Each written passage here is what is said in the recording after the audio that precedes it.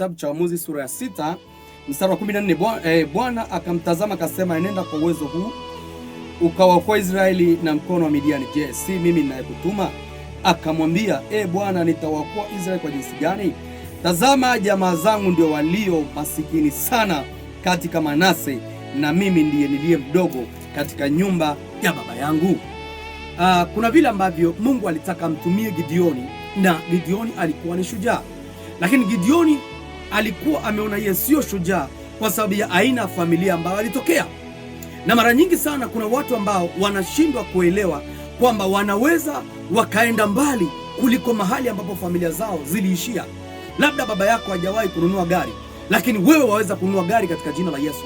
Labda baba yako hakuwahi kujenga hata nyumba ya maana, lakini wewe unaweza ukaijenga katika jina la Yesu. Gideoni anasema ya kwamba mimi nitawezaje kuwaokoa Waisraeli, maana mimi ninatokea jamaa walio masikini sana. Unajua kuna ile hali ambayo ya kifamilia ambayo tunapitia, ambayo wakati mwingine inasababisha mtu usijiamini. Inawezekana kabisa wewe ni mtu mkubwa sana, lakini kwa sababu umetokea familia maskini sana, imefika mahali umeona kabisa kwamba hautaweza. Imefika mahali umeona kabisa kwamba hautaweza kwenda mahali popote. Niko hapa kukuambia kabisa kwamba Mungu ana uwezo wa kukutumia kuiokoa familia yako na kukupeleka sehemu ya baraka katika jina la Yesu.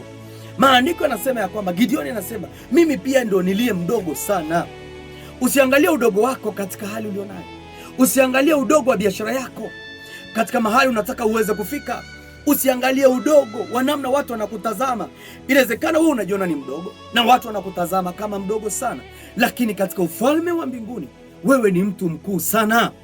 Ninakuombea kwa neema ya Mungu, Mungu adhihirishe ile baraka iliyoko ndani yako kwa watu na watambue ya kwamba wewe ni shujaa katika jina la Yesu. Amen.